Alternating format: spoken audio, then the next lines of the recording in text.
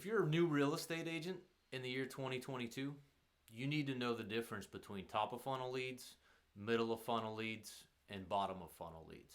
I'm going to take you through those three portions of the lead funnel right now. Stay tuned. If you think about a funnel, obviously it's wider at the top and it gets skinnier as you flow down through. So at the top of the funnel, these are the cheapest leads that you can find. They're the least expensive leads, we should say. So when you think about top of funnel leads, let's think about Facebook leads, Facebook ads. Now, if somebody's searching on Facebook, they're scrolling through looking at pictures, they're looking at cat photos, they're looking at kid photos, they're looking at holiday pictures. Boom, all of a sudden a property pops up. Are they specifically looking for that property? Did they go there with the intention to look at properties? No. So maybe they click on that home, and it's something that's in the back of their mind. They're going to be looking for homes in the next 12 months, maybe 2 years. We're not quite sure how far out they are yet, but they happen to click on that property, and in order to see the photos, they've got to sign up for the website. This is what we would consider a top of funnel lead. There's a slight chance that one of these top of funnel leads is ready to buy right now. But chances are you're going to get a lot of people who are looking who maybe aren't that serious and maybe aren't serious at all about purchasing real estate. They just wanted to see the photos of a house that popped up in their Facebook news feed. Now, where top of funnel leads come into play is if you're looking to specifically target an area or a target market, you can fill up your CRM with top of funnel leads, because what do we have? We have people who may or may not be interested, but may be interested in doing something in real estate over the next 12 to 24 months. Why wouldn't we want their contact information if we want to continue to market to people in the future? We're getting them before they hit the middle and bottom of the funnel, so that's something we'll talk about next. But we are filling up our CRM, we're filling up our database with people who are in our target market that may buy real estate in the future. Is there anything wrong with that? No, of course not.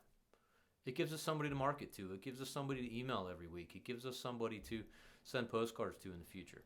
So top of funnel leads are more long term, but they're also much cheaper, and you're also building a database of people who are, the potentially somebody who could, refer you somebody business in the future, or you could market to get business in the future. So let's talk about middle of funnel. How about an example of that? Now, some people agree, disagree. I consider Google pay-per-click a middle of the funnel lead. Somebody went to Google, searched real estate in Pittsburgh, real estate in Baltimore. They went there with a specific purpose to search for real estate. Now, their intention is definitely a little bit further down the road than somebody who was looking at cat photos on Facebook and happened to click on a property search, right? So they're a little bit further along. Somebody specifically went to Google to search real estate or homes for sale or one of these things. And you're running an advertisement on Google, and you happen to capture that information. If they're just going to Google, they're just starting at Google to search, chances are they're not at the very end of the process yet. So they're somewhere in the middle. They're actively going and they're starting to start the process of searching for real estate, but they're not quite out there looking at homes and things like that. So Google pay-per-click cost is a little bit more than Facebook, but these people are specifically going to Google to search for real estate. So do you think we want to fill our database up with those people? Yes. Are those people ready to buy right this second? Probably not, but still maybe. We could definitely get lucky with them. If we're able to get all of these people at $10 a lead or $20 a lead, depending on our market, and we can fill our database up with middle of the funnel leads, it's better than filling our database up with top of the funnel leads, because these people, are searching real estate on Google. Why would you go to Google and run real estate for sale in a particular city area if you have no intention of buying real estate at some point in the near future. You wouldn't, right? So that's okay. So we want to fill our database up with middle of the funnel people. Now, what is the bottom of the funnel? Bottom of the funnel are active buyers in the market. These are your Zillow leads and your Realtor.com leads and your portal leads. So they're on Zillow and they click on a property and it sends them to a random real estate agent who's paying Zillow to capture those leads. These are by far the most expensive leads. So if you think about, maybe it costs you $10 per lead on Google to capture someone. Let's say you got 25 of those leads, it's $250 to get 25 people who have searched for real estate in your specific market. Zillow now has basically filtered all of those 25 leads out, and they're going to sell that one lead to you for $250 a lead, or whatever the case may be. They're more and more expensive depending where you're at. That person is ready to go. If you're able to convert that person, that is a right now buyer. But you only have one of them. And you're only going to get so many leads. And if Zillow only gives you 6 leads, you're paying $1,500 a month, and you've only got the opportunity to sell a home to 6 people. You're not filling your database up. And guess who that person is that's on Zillow right now filling out a request to see a home? It's the same person who was on Google 3 months ago searching real estate for sale in a particular city.